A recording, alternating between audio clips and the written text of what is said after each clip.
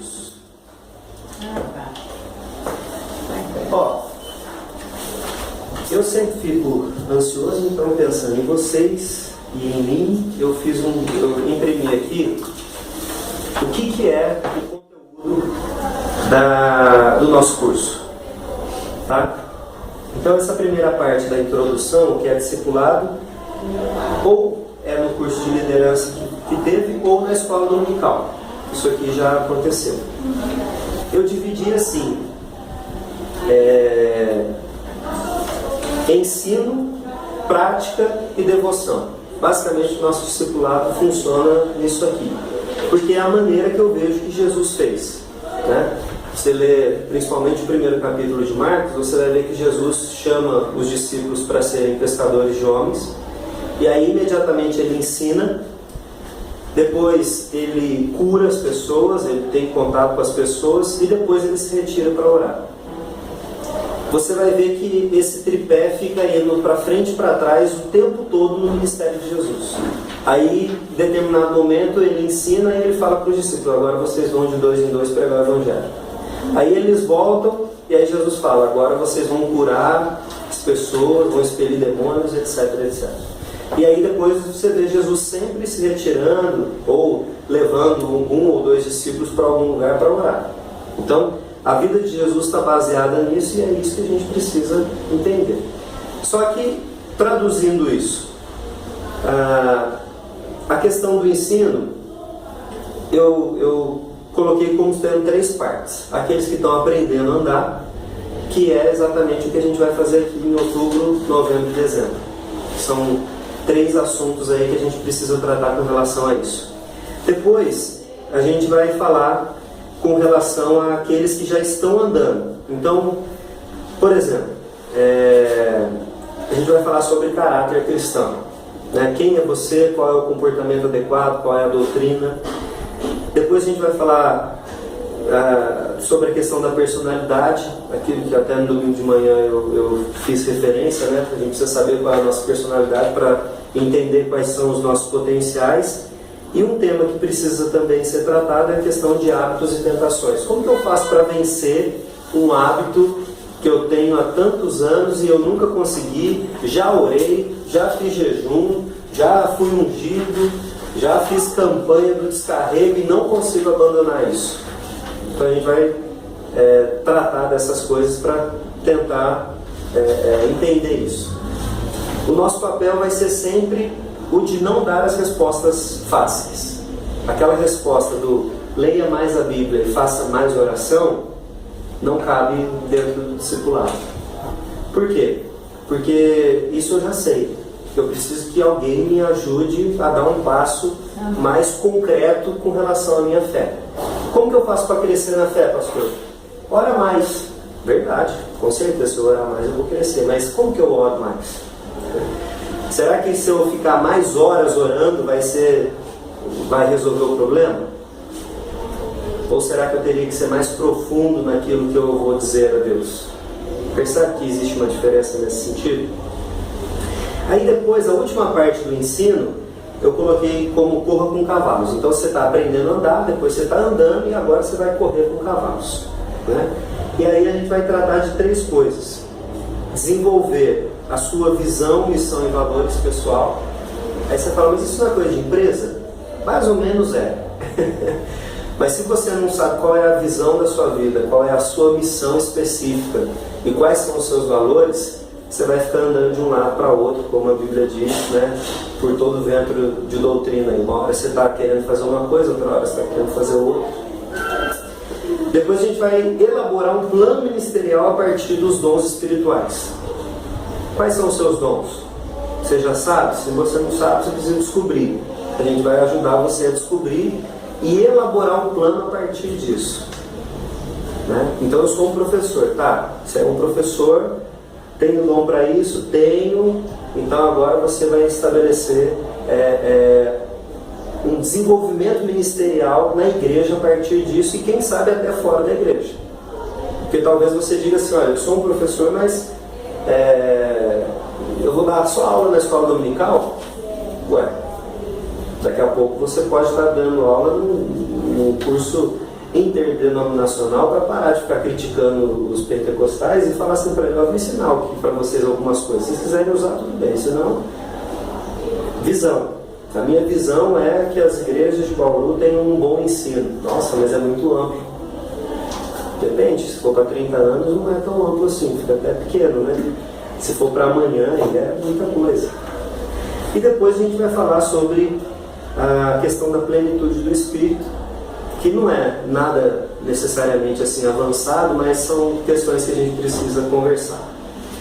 Na questão da prática, muitos assuntos poderiam existir, mas eu escolhi 3 que são, acho que os que mais pegam na nossa vida: família, trabalho e testemunho. Então a gente vai ter um tempo para refletir sobre como a família funciona, como que a gente vai trabalhar isso, tentando, né, achar respostas para como que a gente vai lidar com os solteiros da igreja, como que a gente vai lidar com os viúvos da igreja, todo esse papel aí, como que a gente vai ajudar os adolescentes. A fase que a gente foi adolescente não é mais a mesma hoje. Antes a gente ficava sendo bem simples, né? A gente ficava correndo atrás de uma namorada. Hoje os meninos ficam correndo contrário das meninas, porque elas estão muito avançadas, e as meninas também, e aquela coisa toda. Como que é essa dinâmica hoje, tá? A questão do trabalho, que é um assunto que é recorrente e é problemático, né? O cara escolhe o curso de faculdade com 16 anos. Quando ele termina com 22, ele acha que tudo aquilo que ele fez não valeu de nada. Então, elaborar essa questão. E a questão do testemunho, que é o evangelismo, as missões, o nosso compromisso com relação a isso.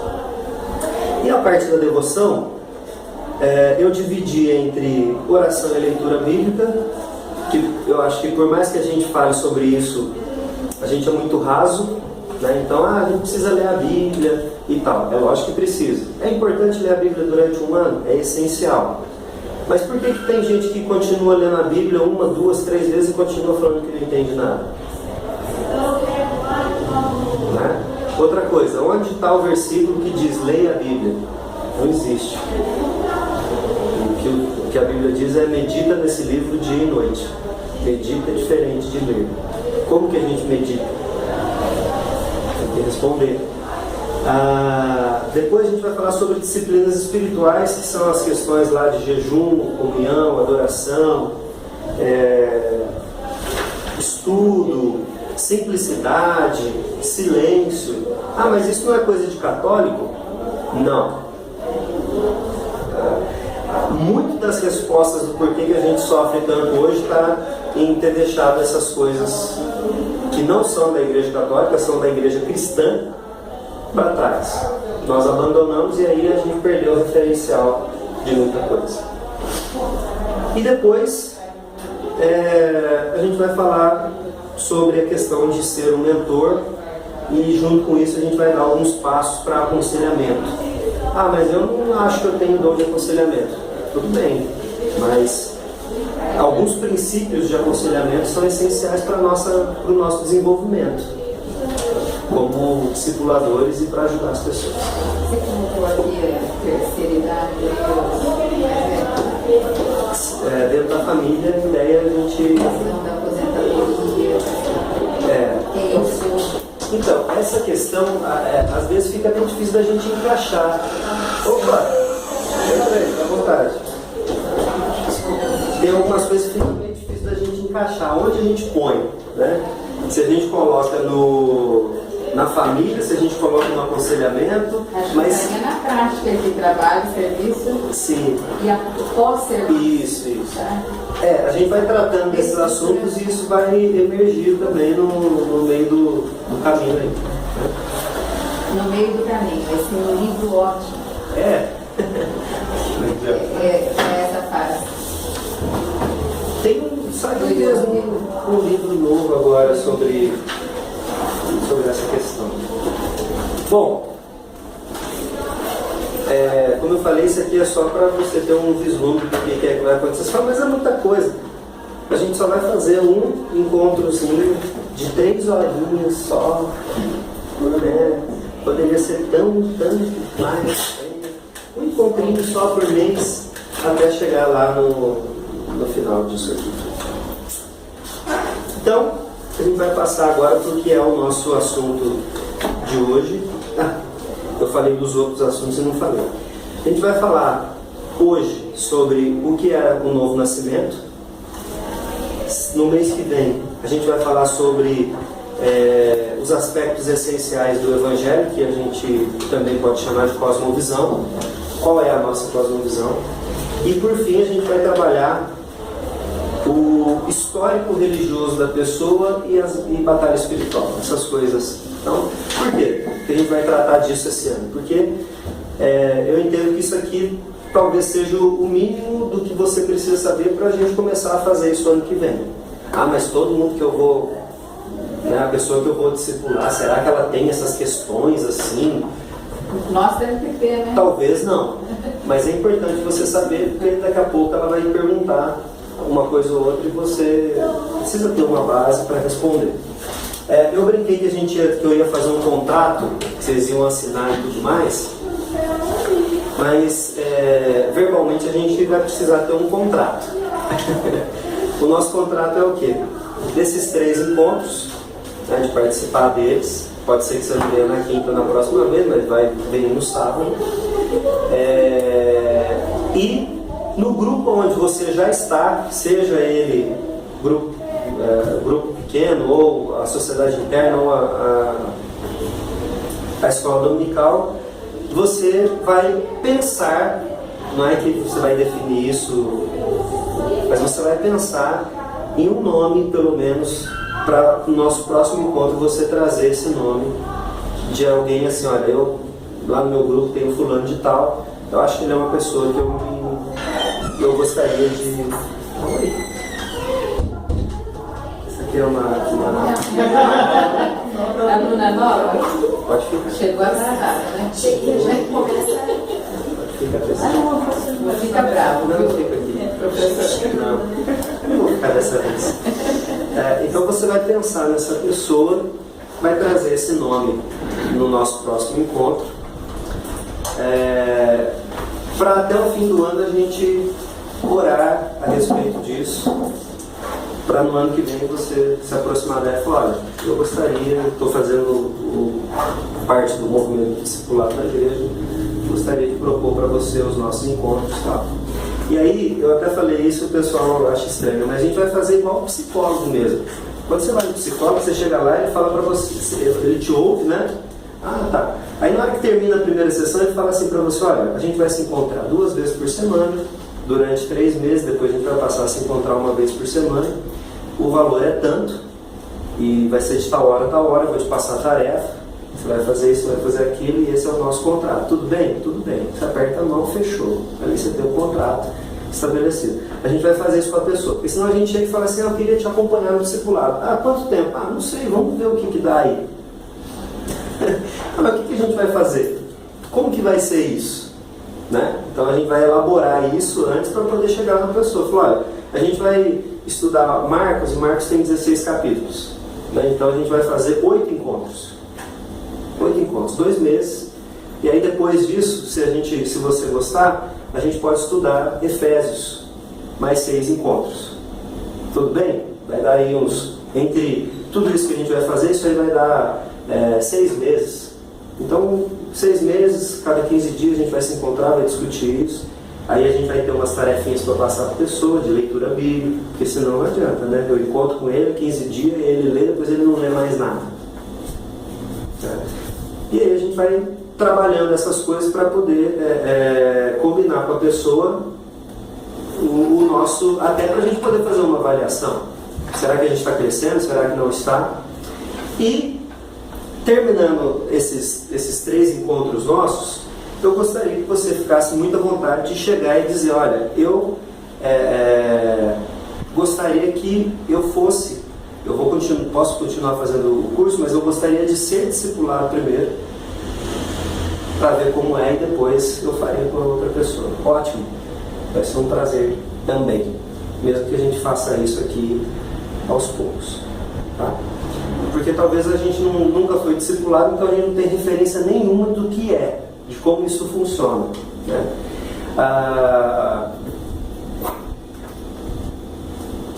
E é isso. Tudo isso parece que é muito complicado, mas no final das contas é bem simples. Vai ser um prazer. Esse aqui é o escultor. É aqui que eu vou usar hoje. Porque o que é dela é meu. Quase que eu não consigo saber mais o que é meu do que é meu. Saiu bem, né? Saiu, né? Bom, gente, eu esqueci a minha Bíblia. Vocês acreditam nisso? Mas eu tenho uma aqui, ó.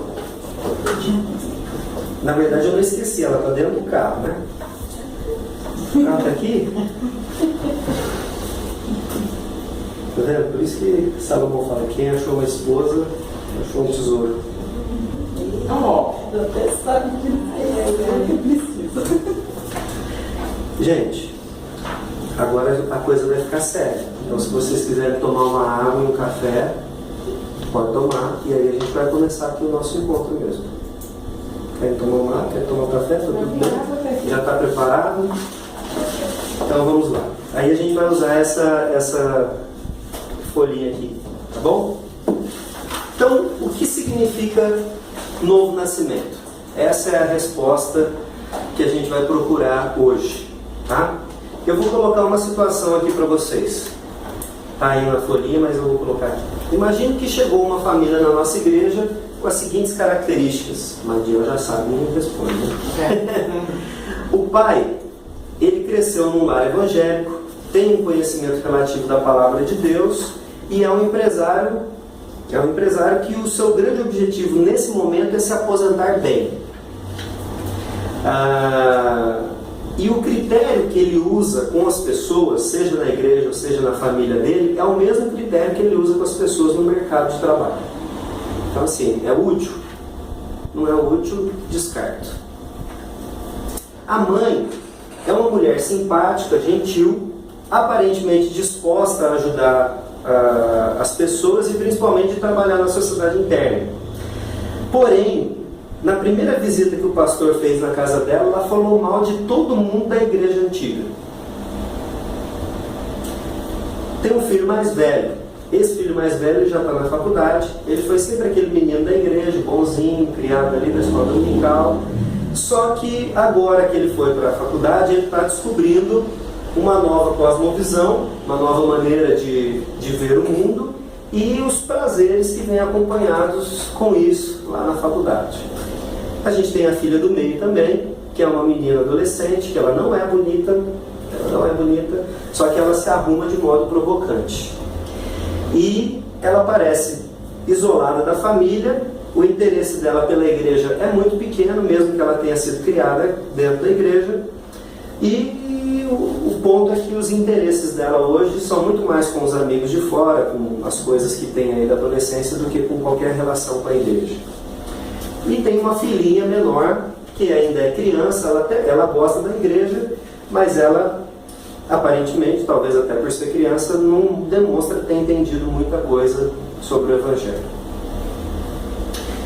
Qual que deve ser a postura da igreja com essa família aqui? Vou tomar? Vocês vão pensar. Eu nunca vi a igreja fazer nada.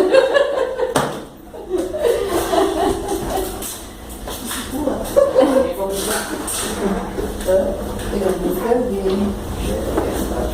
Olha que tem mais tempo que eu também vi. Disciplina.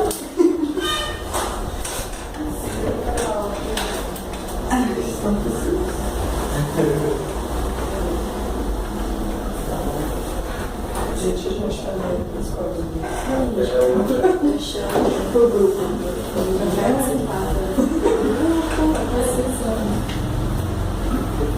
Às vezes participa. Participa? Está chegando, né?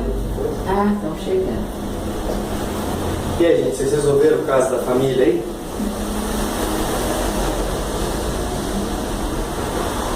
Estão chegando.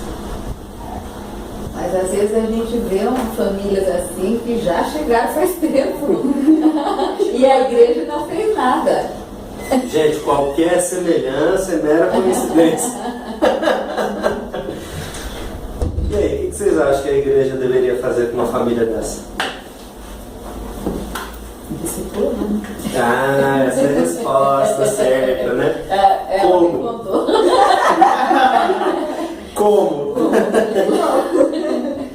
A Leila falou que chama para ir na igreja, chama... Primeiro é encaminhamento, acolhimento, né? Porque ele é para Direcionar. direcionar. E olha, né? esse daqui está com o privilégio que logo o pastor foi visitar, isso é difícil. Já conheceu tudo. E a família já sabia. Isso é autocrítica, tá?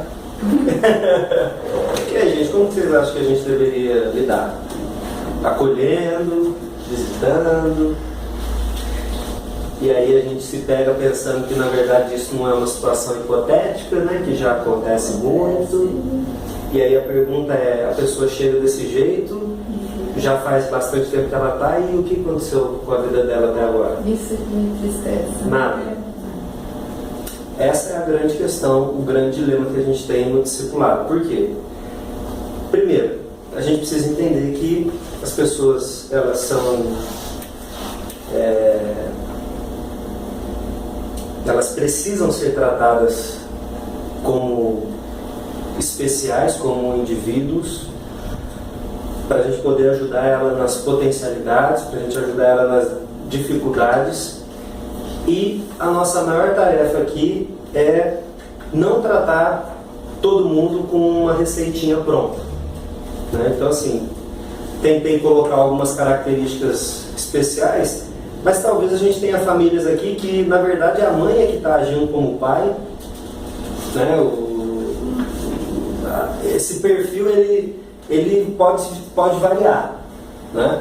De repente, poderia ter colocado aqui que a mulher, a mãe, ela é que está no mercado de trabalho, ela é que está querendo se assegurar das coisas, garantir as coisas, e por isso ela está agindo assim com os outros. E como que a gente vai lidar com isso? Então, é uma provocação aqui para a gente entender que o nosso maior treino como discipulador vai ser observar e ouvir, mais do que ter conteúdos. Então, assim, o que a gente vai fazer aqui como treinamento é exatamente tentar apurar um pouco mais a nossa percepção, a nossa visão e os nossos ouvidos para poder lidar com essas pessoas. Porque já basta a dificuldade de pregar, né? Para tanta gente de idade diferente, de nível social diferente, de nível intelectual diferente, com uma mensagem só, né? Em nenhuma outra coisa a gente faz isso, né? Mas na igreja o pastor tem que comunicar para todos na mesma medida, na mesma profundidade. Então já basta esse peso para nós. Agora, não significa que isso é suficiente. É suficiente? O culto? Não é suficiente. Então o discipulado é essa mão que vem para acolher e para ajudar a destrinchar todo esse processo que é mais difícil dentro da igreja. Por que as pessoas continuam do jeito que elas chegaram aqui, ou talvez elas fiquem até piores? Porque a gente olha para essa família aqui e fala assim, mas que diferença que tem das outras? É todo mundo assim mesmo, né? E aí você fala, mas não tinha que mudar nada? Lógico que tinha, mas quem que vai fazer mudar? A igreja. E a gente é a igreja. Então esse é o nosso papel. Esse é o nosso papel. Basicamente o que essas pessoas todas precisam é de um novo nascimento. Ou, se elas já nasceram de novo, se elas já se converteram, elas precisam passar a viver então a partir do que Cristo propõe nesse novo nascimento. Tá? Eu vou usar a palavra novo nascimento porque eu prefiro ela do que conversão. Conversão ficou banalizada, tem gente que já se converteu 4 vezes. Novo nascimento é só um. Né? E é o que a Bíblia usa mesmo como expressão, né? O novo nascimento. Lembrando lá, basicamente, do texto de João, capítulo 3, mas a gente vai ler agora para entender isso aqui, Filipenses 3, do 4 ao 14. Quem encontrar pode ler, por favor.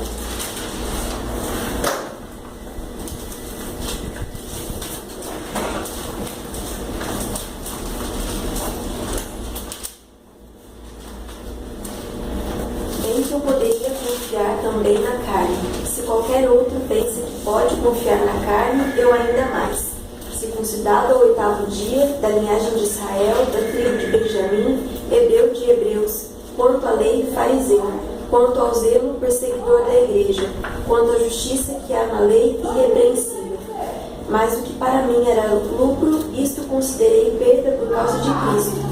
Sim, deveras considero tudo como perda, por causa da sublimidade do conhecimento de Cristo Jesus, meu Senhor, por amor do qual perdi todas as coisas e as considero como refúgio para conseguir Cristo e ser achado nele, não tendo justiça própria, que procede de lei, senão a que é mediante a fé em Cristo, a justiça que procede de Deus, baseada na fé, para o conhecer e o poder da sua ressurreição e a comunhão dos seus sofrimentos, conformando-me com ele na sua morte, para que de algum modo alcançar a ressurreição dentre os mortos. Bom, esse texto... Até o 14. Isso. Não que eu o tenha já recebido ou tenha já obtido a perfeição, mas prossigo para conquistar aquilo que também fui conquistado por Cristo Jesus. Irmãos, quanto a mim, não julgo havê-lo alcançado, mas uma coisa faço, esquecendo-me das coisas que para trás ficam e avançando para as que diante de mim estão. Prossigo para o alvo, para o prêmio da soberana vocação de Cristo Jesus, de Deus em Cristo Jesus. Então, esse texto, Paulo nas cartas, ele vai sempre mostrando os traços do momento da conversão. Em Coríntios ele narra o encontro que ele teve na estrada de Damasco, e etc, etc. Mas aqui, ele está falando para a igreja dos Filipenses contra falsos mestres que se arrogavam como muito capazes, muito eloquentes e tudo. Então, Paulo ele usa esse texto aqui para fazer duas coisas. Primeiro, para dar resposta para aqueles falsos mestres, mas segundo, para dar uma lição para a igreja. E a lição dele é o seguinte: olha, eu sou o cara, basicamente é isso, da linhagem de Israel. A tribo de Benjamim foi, junto com Judá, as duas únicas tribos que não se diluíram nas divisões que houve em Israel. Então, assim, eu sou da linhagem de Israel, ou seja, meu sangue é nobre. Eu sou da tribo de Benjamim, ou seja, eu sou daqueles os que permaneceram fiéis. Tá? Fui circuncidado no 8º dia, ou seja, meu pai era rígido no negócio. Então, assim, Deus fez eu ser isso aqui. Agora deixa eu falar o que eu resolvi fazer. Fariseu de fariseu, ou seja, sou da melhor, eu sou a elite acadêmica e religiosa de Israel. Zeloso ao ponto de ser perseguidor da igreja, né? Então, hebreu de hebreu, ou seja, eu mantenho as tradições. Eu não estou falando aramaico aí igual vocês, grego, eu estou falando hebraico. Eu sou daquela, né, muito capaz. E aí ele constrói todo esse cenário, e aí o pessoal ia ficar assim: nossa, agora ele vai dar o checkmate. Ele fala: só que de tudo isso aí, para mim não vale mais nada, porque eu tive contato com o conhecimento sublime de Jesus Cristo. Perto de quem é Jesus, nada disso vale. Perdi todas as coisas. Né? Mas ele não é só uma questão de perder no sentido que Jesus tirou. Ele fala: eu considerei como refúgio, como esterco aqui na minha. Então, assim, para mim nada disso vale. Aqui, gente, se não ficou claro para a gente ainda isso, aqui tem que ficar claro. O que é o novo nascimento? O novo nascimento é uma troca completa, definitiva e essencial de tudo que a gente era para uma nova vida. Paulo esqueceu tudo que ele fazia? De maneira nenhuma. De maneira nenhuma. Ele lembra tudo. Ele sabe de tudo isso. Mas isso é o mais importante para ele hoje? É esterco. É refúgio. Mas ele aprendeu o hebraico, o aramaico e o grego porque ele foi fariseu. Perfeitamente. E agora ele está usando isso para a causa do evangelho. Mas ele foi zeloso. Ele continua sendo zeloso. Lê as cartas dele para você ver se ele não era zeloso. Mas e a lógica, o raciocínio filosófico todo do judaísmo? Ele continua com isso, né? Paulo, ele era Você lê assim, parece que está falando com um advogado, né? Porque ele vai justificando as coisas, explicando as coisas de um jeito assim, perfeito, como os mestres de Israel faziam. Só que isso tudo me leva agora ao orgulho? Não. Isso me leva a entender que Deus me conduziu até aqui, que muitas coisas Ele fez exatamente para que a obra dele continuasse, né? Porque fora isso tudo ele ainda era romano. Ou seja, não tinha como pegar esse cara. Porque aí ele usa isso lá na frente para dizer o seguinte: olha, você não pode me prender, eu sou um romano. Eu vou exigir estar perante César para você não abusar de mim. Então ele não é bobinho. Pelo contrário, ele usa tudo aquilo que ele tinha de potencial. E eu vou ficar usando essa palavra aqui muitas vezes para entender que é isso mesmo que a gente precisa ter. Ele usa todo esse potencial, ele não ignora a história de vida dele, mas agora ele usa isso para que Deus seja honrado na vida dele. Novo nascimento é isso. Eu troco o centro de comando da minha vida. Antes o meu centro de comando, ou de Paulo, era ser o grande mestre, né? Criado aos pés de Gamaliel, não sei o que, ou seja, ele ia ser o próximo a sentar na cadeira. Ele fala: olha, não é isso mais importante para mim. Aí você fala assim: então tudo que eu vivi até aqui é útil para Deus? É claro que é. Talvez eu vou ter que passar isso aí por um filtro que vai tirar o que é orgulho, o que é arrogância, tal, o que é autojustiça, para transformar isso para uma coisa que é Deus quem faz. Então o novo nascimento é exatamente isso. É trocar o centro de comando. Quem era que direcionava as minhas ações, a minha vida, as minhas prioridades, quais eram os meus valores, qual era a minha visão de vida, qual era a minha missão, para agora colocar isso tudo nas mãos de Deus e falar assim: Ele é quem vai dirigir isso aí. Só que eu estou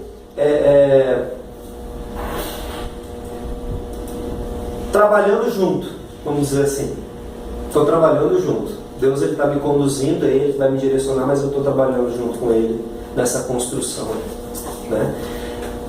Eu sempre falo isso, eu fico abismado, né? A gente às vezes na igreja tem uns processos dentro da igreja que é tão duro, tão difícil de conseguir resolver um negócio, e tem um monte de gente na igreja que trabalha com isso lá fora. Lá fora o cara é excelente naquilo que ele faz, mas aqui na igreja a gente fica ainda com carro de boi ainda, sabe? Você fala: mas por que o cara não usa o conhecimento dele para jogar isso aqui, para facilitar o nosso processo? Ah não, mas lá é o trabalho, aqui é a igreja.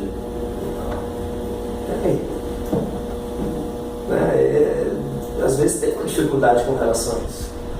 Ah, mas é porque lá na escola eu posso aplicar. Peraí, gente.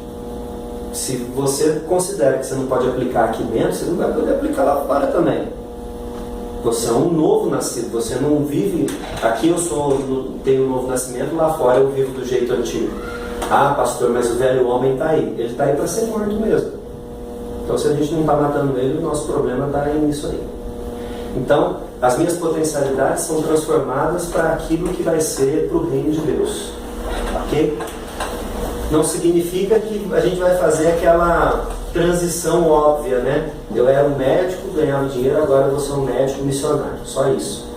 Necessariamente não. Talvez você continue sendo médico, tendo consultório, fazendo todas as coisas que você tinha que fazer lá e usando esse dom para abençoar outras pessoas. Aí é a leitura que a gente vai ter que fazer mesmo.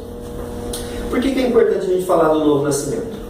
Porque muita gente está na igreja, foi convencida a estar na igreja, mas não nasceu de novo.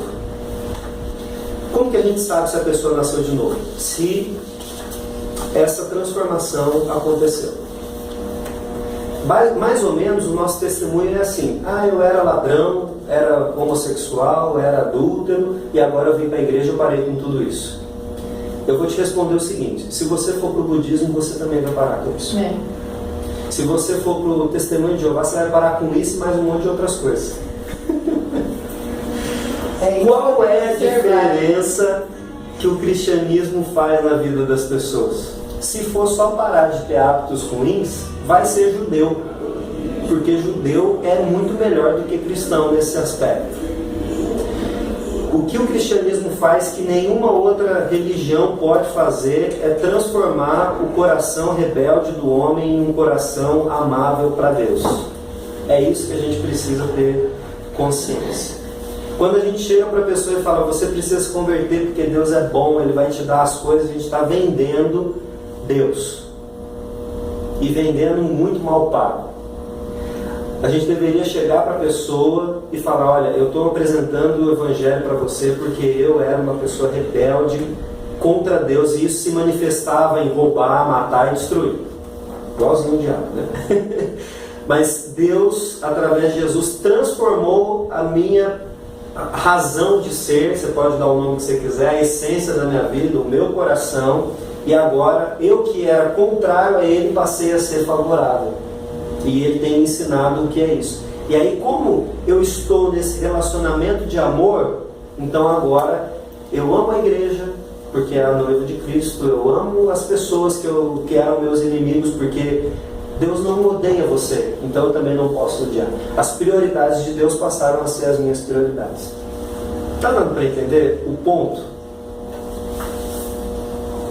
A gente não está falando de parar de fazer determinadas coisas. Talvez a gente vai ter gente na igreja, verdadeiro crente mesmo, muito sincero, mas que continua com pecados que aparentemente desqualificam ele como crente. Né? Eu conheci muita gente séria e conheci gente que não é séria também. Por exemplo, o cara não conseguia parar de fumar. Crente, essa frase eu gosto muito dela, porque assim, de novo, foi fácil para vocês? A conversão foi fácil para vocês?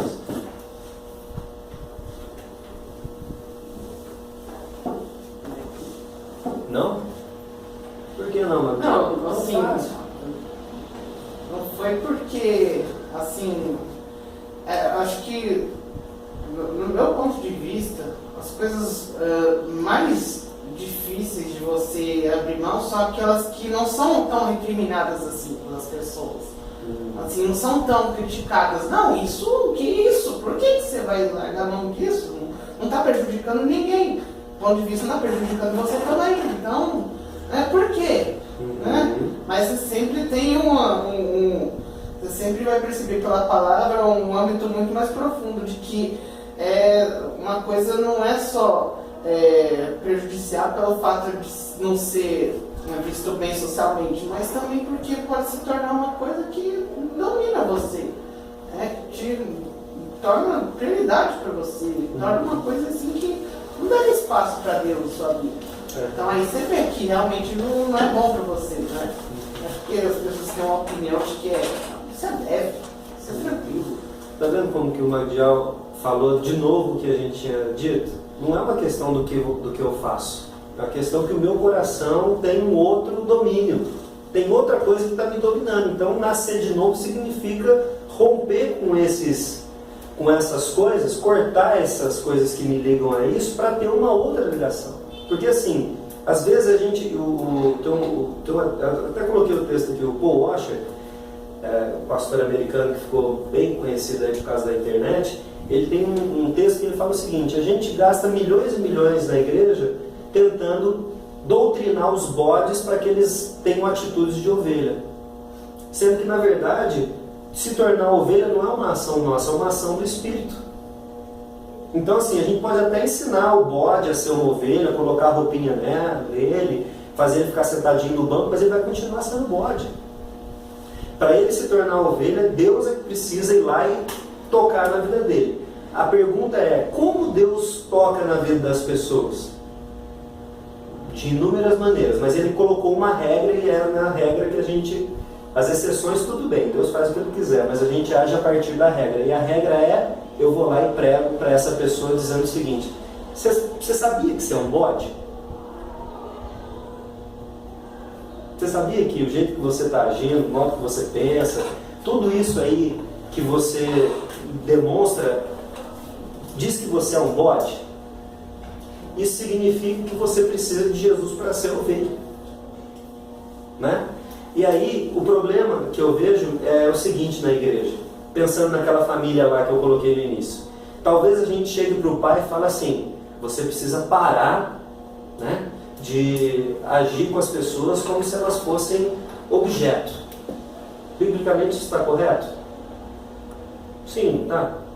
Você precisa valorizar as pessoas, você precisa amar as pessoas. E pode até cantar o Renato Russo lá, né? Precisa amar, como se não tivesse amanhã. Só que a questão é, ele pode até adotar esse comportamento na frente das pessoas, principalmente do pastor, porque foi quem puxou a orelha dele, ele agia assim. Mas ele pode mudar esse pecado para um pecado de arrogância. Eu trato bem porque eu tenho que tratar, mas não presta isso aqui, para mim não vale essa pessoa. C.S. Lewis diz que o diabo tem prazer em tirar um pecado nosso, se isso significar dar um pecado pior.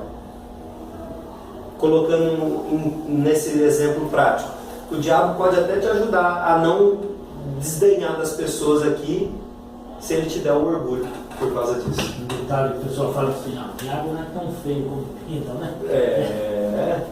Por quê? Porque é mais pernicioso, assim, é mais corrosivo para a nossa vida ser orgulhoso ou tratar alguém mal. Os dois são ruins, mas certamente o orgulho ele leva a gente para outros pecados muito mais destrutivos para a nossa fé do que te tratar mal e de repente reconhecer e falar, me perdoa porque eu falei, eu fui estúpido naquela hora, eu estava de cabeça cheia. Você sabe como que tem a diferença? Então, a gente precisa ter isso claro para nós. Conversão não é algo fácil. Não é fácil. Talvez para algumas pessoas, e é bom a gente sempre lembrar isso, a pessoa teve o privilégio de ter uma família cristã, então ela sempre foi da igreja. Então ela não teve aqueles pecadões que a gente traz de lá de fora e tal, mas ainda assim ela precisa de conversão. Ainda assim existiu um momento, ou vai existir um momento, em que ela vai falar assim, Senhor, a minha vida, mesmo estando muito próximo do Senhor a vida inteira, não é sua ainda, eu quero te entregar. Ou então ela vai reconhecer isso, mas existe um start, existe um momento para isso.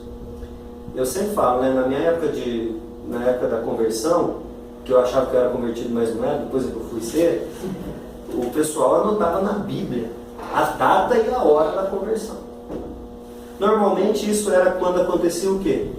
O quarto dia de acampamento e o pastor chamava lá na frente, né? Então ali era o momento da conversão. Muitos realmente foi isso. Alguns já estavam convertidos, mas foi aquele momento ali que a pessoa falou, olha, eu preciso realmente dar esse passo de fé.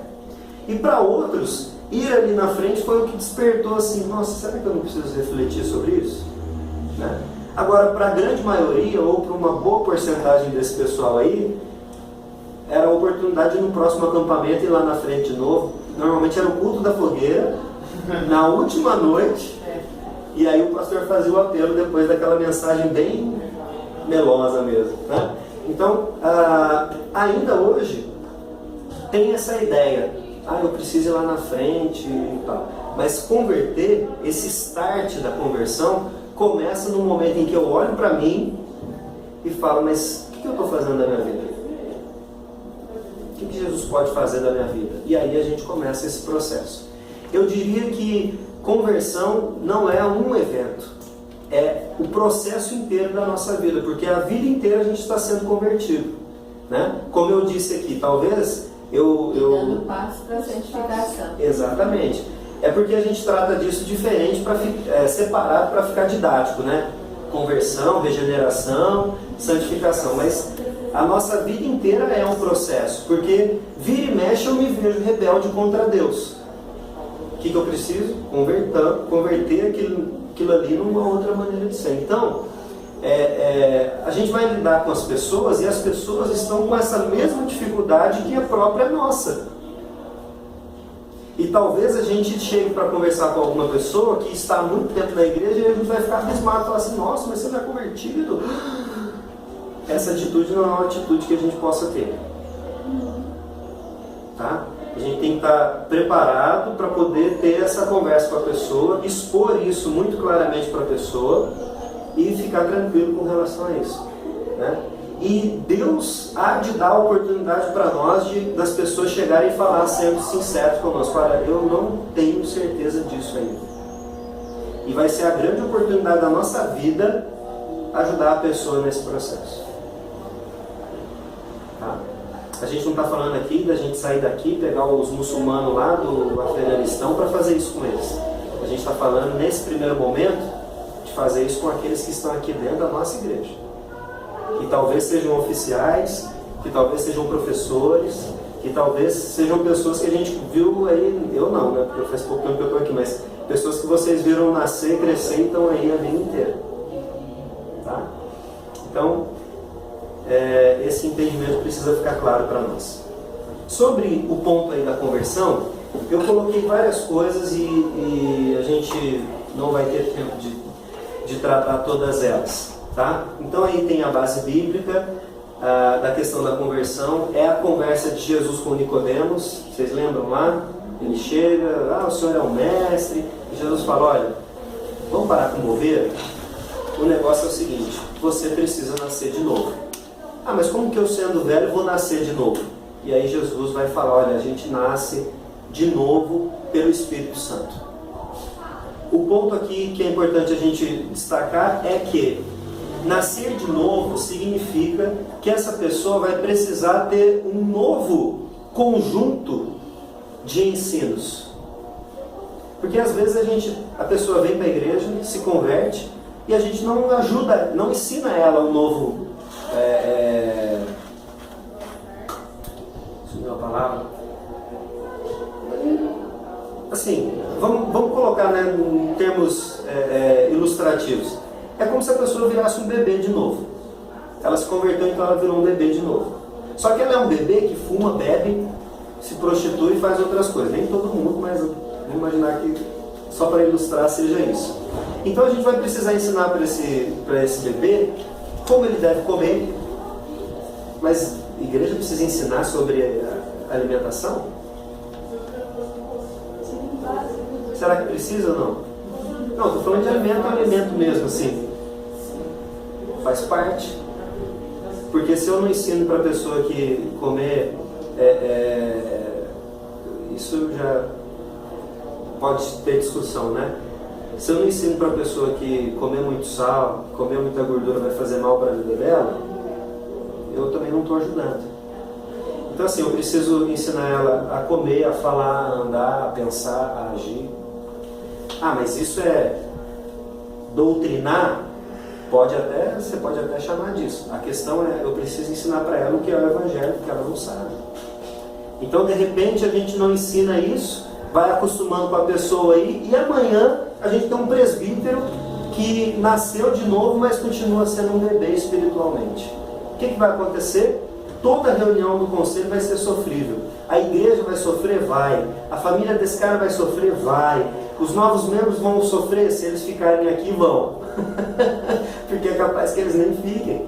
Porque eles vão olhar para a liderança e vão falar assim, mas cadê a maturidade? Não existe. Por quê? Porque a igreja não deu. Mas aí depois a igreja quer eleger para que ele esteja liderança. Dá para ver o problema que isso gera? Muitos problemas. Então, é o papel de cuidar, de ensinar. Olha, isso que você fala não é mais adequado. Mas não é que eu estou batendo no ferro frio. A pessoa já está disposta, porque Jesus já entrou na vida dela. Agora ela precisa crescer nos comportamentos, no pensamento e outras coisas mais. Isso é o que, por exemplo, a gente vai falar na outra vez sobre cosmovisão. Eu sempre achava que seria a doença da alma, assim, da personalidade, sabe? Precisa ser tratada. E aí eu penso até em questão médica mesmo, assim. Talvez sim, talvez precise, né? Mas a grande questão é o seguinte... Ajuda... É um conflito entre alma e espírito, entendeu? Então, essa questão pode ser discutida, mas basicamente alma e espírito é a mesma coisa, biblicamente dizendo. Agora, existe um conflito de naturezas. Da personalidade. Eu aprendi a vida inteira que eu tenho que agir assim. Agora fui convertido. E agora como que eu vou? Qual que é o meu novo conjunto minha nova maneira de ser? né? Então eu aprendi que eu podia ser preconceituoso, eu aprendi que eu podia zombar das pessoas, eu podia não sei o que. Agora eu estou aprendendo que eu tenho que amar as pessoas. Como que isso aqui entra na minha vida, sendo que eu estou com todo esse conjunto de comportamentos aqui? Falar para a pessoa fazer isso sozinho é o problema que a gente vê hoje, gente. É o problema que eu tenho, o problema que vocês têm é esse. Por quê? Porque a gente teve que aprender sozinho e tem coisa que a gente não aprendeu. No nosso curso, no grupo, né, familiar, já surgiu esse tipo, né, de colocação. E assim, o que eu e a Vivi sempre fala é assim, a pessoa às vezes quer atropelar também, né? Por exemplo, eu sou assim, não quero ser assim, eu quero já ser, né?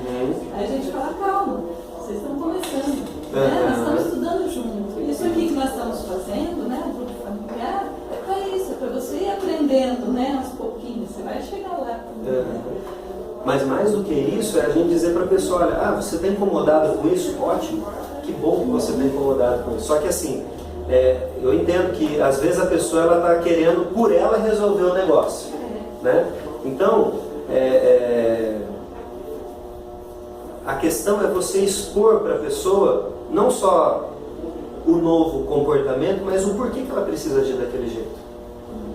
Porque senão eu vou ter que tratar de 200 comportamentos, sendo que se eu tratar na raiz de qual é a questão, todos esses outros comportamentos vão ser traduzidos. Jesus tratou de todas as questões? Basicamente não. Mas ele tratou de todas as bases. E aí, tratando da base, a gente resolve todas as outras questões. Então ele diz assim, por exemplo, com relação ao casamento. É instituído por Deus, o homem e a mulher viram um e é perpétuo. Ele resolve todas as questões. Mas esse negócio de incompatibilidade de gênero, você fala? Gênero. Não existe. Não existe. Como que não existe isso? Eu estou tendo conflitos lá. Tá, você está tendo conflito por quê? Porque você fala A e ela fala B? Você já entendeu que você é uma pessoa e ela é outra pessoa? Não. Você já entendeu que agora você somou o A mais o B, então agora você é a B? Não. Começa por aí. Você já entendeu que ela vê as coisas matematicamente e você é um poeta? Não. Então você precisa entender tudo isso para poder se relacionar bem. E aí daqui a pouco a gente vai estar ensinando a pessoa e ela vai estar fazendo poesia com número. Você fala, como? É possível. Por quê? Porque essa é a questão do fruto do Espírito permeando a nossa vida. A gente trata disso como se fosse separado. Amor, então essa semana eu só vou amar. Agora essa semana eu só vou ser alegre. Agora essa semana eu posso voltar a odiar porque eu já amei na primeira semana, então agora eu vou ser só paciente. Eu vou ser paciente, mas eu vou odiar. Agora eu vou ter domínio próprio, mas eu agora posso promover a guerra, porque a paz já ficou na terceira semana. Não funciona assim. Então Jesus ele trata das bases, e a base é: eu preciso ser uma nova pessoa. Essa nova pessoa vai ser construída a partir do discipulado. Quando acaba? Nunca. Nunca. Por quê? Porque qual é o meu alvo? O meu alvo é ser semelhante a Jesus. Entendendo que Ele me deu características e essas características precisam ser usadas. Eu procurei e não encontrei para comprar mais, está esgotado. Mas eu achei ele na internet. Então eu acho que não há pecado nenhum você procurar ele lá também na internet. Tá? Ele faz uma lista de coisas do que são, do que é a conversão. Então ele diz assim: conversão não é professar o cristianismo. E aí ele dá o exemplo, ele fala, em Apocalipse, Jesus critica duas igrejas que falam de Jesus, fazem as coisas para Jesus, mas que não fizeram dele o centro da igreja. E Jesus ele fala assim, uma delas é Laodiceia, ele fala assim, olha, eu vou extinguir vocês. Então assim, ser convertido não é confessar o cristianismo, é muito mais do que isso, né? O texto que eu coloquei aí também, Mateus 7, 22, 23, é aquele texto quando Jesus diz que as pessoas chegam e falam assim, mas Senhor, nós fizemos tantos milagres no seu nome, por que a gente não está indo para o céu? Aí Jesus responde para eles, eu nunca conheci vocês, eu não conheço vocês. Né? Na minha opinião, essas pessoas são todos esses pastores, líderes aí, que estão fazendo as coisas em nome de Jesus, mas que são com outros interesses. Né? E você fala assim, mas Deus abençoa as pessoas lá dentro. Tem gente que realmente é curado lá. Sim, Deus usa quem Ele quer. Agora, eu é que sei a responsabilidade que eu tenho em usar o nome de Deus para as coisas. Então, não é dizer eu sou cristão, sou presbiteriano, calvinista e tal. Isso não indica nada a respeito da sua conversão. É claro que, sendo convertido, eu entendo que Deus me chamou para servir na igreja presbiteriana, e aqui, do estudo que eu tenho, eu entendo que aqui a gente professa biblicamente as coisas corretas, e por isso que eu estou seguindo aqui. Ah, mas e se amanhã as coisas saírem do caminho? Eu vou procurar um lugar que seja bíblico, vou mantendo esses valores. Tá? Então, um ponto para ser refletido. Outra coisa, conversão não é revestir-se das insígnias de Cristo no batismo.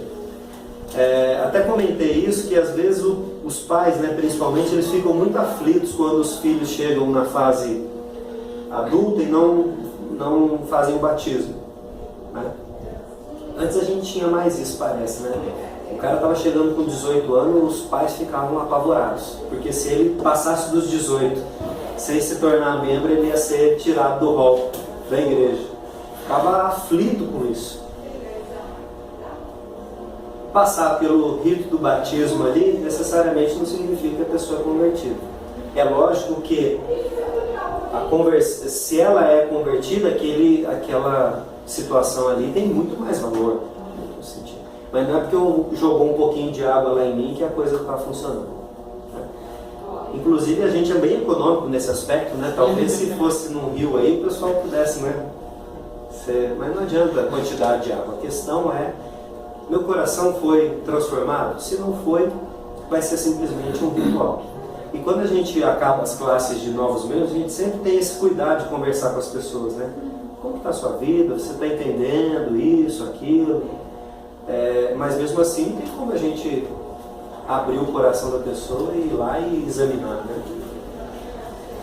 Outra coisa, conversão não se fundamenta em justiça moral, que foi o que a gente já falou um pouquinho. Às vezes a gente está tão preocupado em parar de fazer as coisas e não percebe a essência daquilo ali. Jesus ele diz em Mateus 5,20, que é aquele texto do Sermão do Monte, que a justiça dos seus discípulos deveriam exceder em muito a dos escribas e fariseus.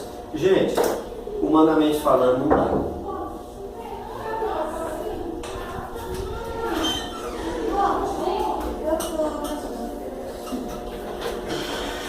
Tudo bom? Desculpa, eu estava no Eduardo lá com susto. Por isso que eu atrasei. Eu acho que vai para um lugar ali. Deixa eu pegar uma água para fazer mais uma.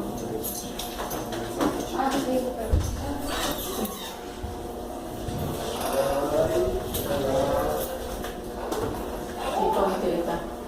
Graças a Deus. Está médico, tá bem? Está diminuindo, não acabou ainda. Mas acho que a perna dele está mais curta, então causa que ela está... Ela está fazendo mais uma foto ali para gente. Tá bom, obrigada, desculpa. Não. Aqui no sábado já foi, eu falei, se eu perdi agora, daí... Não, tá certo. Depois eu faço um resuminho para vocês. Então, Jesus ele fala, olha, a justiça de vocês tem que exceder em muito a dos escribas e fariseus. Humanamente falando, a gente não consegue fazer isso, porque os caras eram bons demais no negócio. A verdade é essa. O cara andava com a cabeça rachada porque ele pensava que se ele ficasse olhando e olhasse uma mulher e pudesse cobiçar, isso seria um pecado. Então ele andava de cabeça abaixada ou olho fechado para não fazer isso. E batia numa parede, num negócio. Quem de nós fez isso aqui? Nunca. Né? Então assim, não é essa que a gente precisa entender assim, que sendo convertido, é lógico que eu vou ter ações de justiça, de obediência a Deus para a minha vida.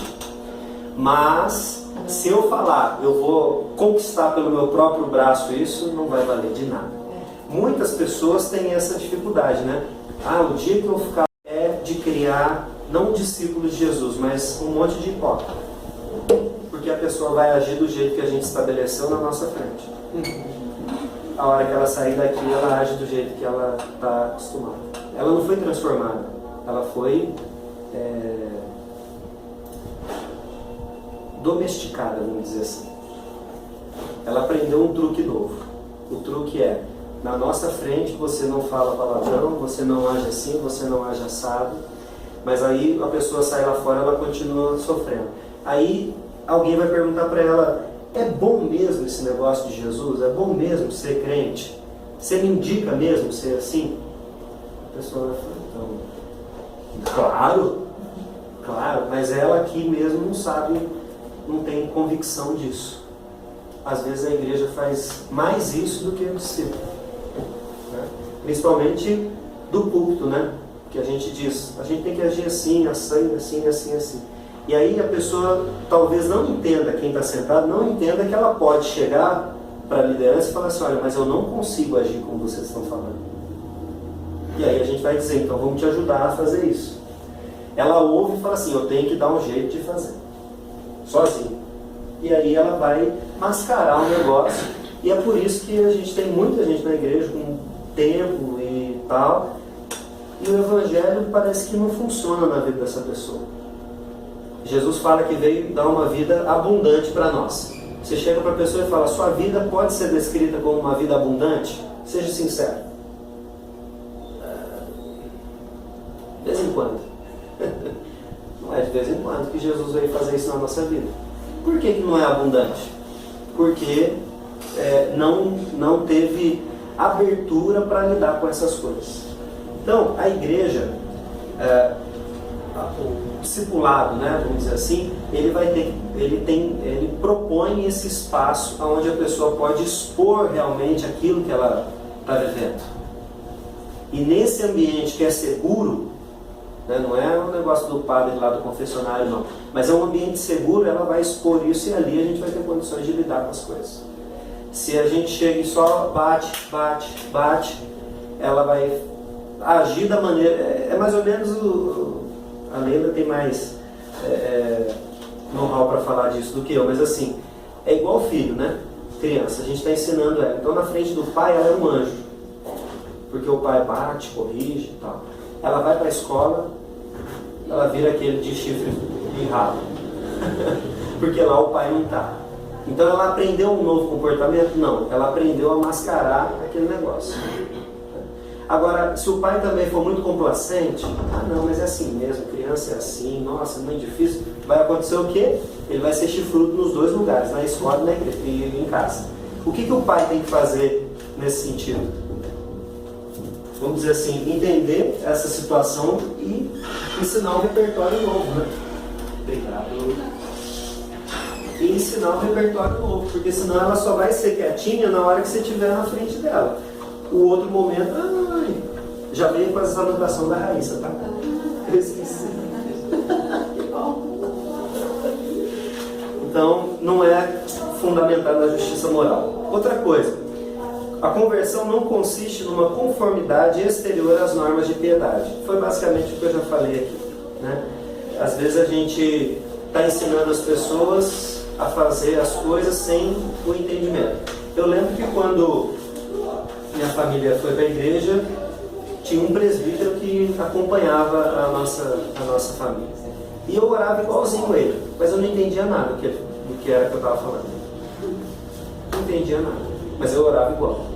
Até o momento em que eu comecei a ser inserido em outros ambientes da igreja e comecei a ver que outras pessoas também oravam e falavam outras coisas.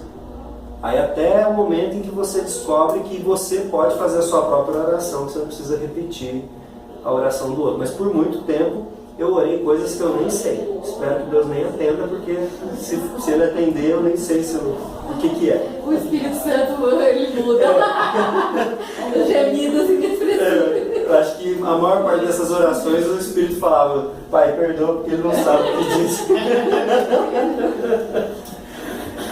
A conversão não é apenas o aprisionamento da corrupção mediante a educação. A gente pega o bode e faz ele ser ovelha. Não é isso. Não é isso. A conversão, ela é essa transformação do centro de comando, mais uma vez, o que a gente já tinha dito aqui. E por fim, a conversão não consiste em iluminação ou convicção, ou mudança superficial, ou reforma parcial. Ele diz assim: um homem pode passar por várias transformações, da ignorância ao conhecimento, da irreverência à delicadeza, e finalmente a uma aparência de religião, e durante esse tempo todo ser carnal, irregenerado, e a sua natureza permanecer a mesma. Oi? Pesado, né? É. Então, assim, às vezes a gente está tendo essas dificuldades, né? E isso acontece muito, a gente, assim, sinceramente, tem hora que a gente fica até assustado, porque a gente vê a pessoa aqui na igreja, ela tem um comportamento e tal, você fala, nossa. Aí, de repente, chega a esposa, que normalmente quem não aguenta é a esposa, né? Dificilmente o marido é que vem. Meu marido é assim, é assado, você fica até com dúvida da mulher, você fala, não é possível. Não é possível. Aí você vai na casa da pessoa. Aí você descobre que ele não é só aquilo, mas ele é muito pior do que aquilo. Então, assim, foi alguém domesticado, tá aqui na igreja, bonitinho, participa do culto, dá o dízimo, participa da ceia, canta no coral, recebe as pessoas bem, dá um beijinho, faz aquilo tudo, mas não é alguém que passou por isso. Normalmente, Tem uma ela já, quando ela falou que foi com um pastor, eu falei, nossa, que beleza, né? Mas é muito assim, eu acho que a gente tem que ter. Porque a pessoa, ela coloca até, às vezes tem frases iguais a gente sobre Jesus, sobre, né, uma mensagem do bom dia. Você acha, nossa, né, a pessoa, mas não é nada. Não é. É só. Isso mesmo. Bom, quando a gente fala sobre a questão do novo nascimento, a gente faz uma separação para ensinar e às vezes o negócio fica meio, a gente fica recortando muito uma coisa que é inteira. Então a gente fala sobre o novo nascimento, a gente vai falar sobre arrependimento, sobre regeneração, sobre santificação, sobre perseverança, que são conceitos para que a gente entenda os processos, ou o processo como um todo. Então, uma coisa que é essencial na conversão é o arrependimento, né?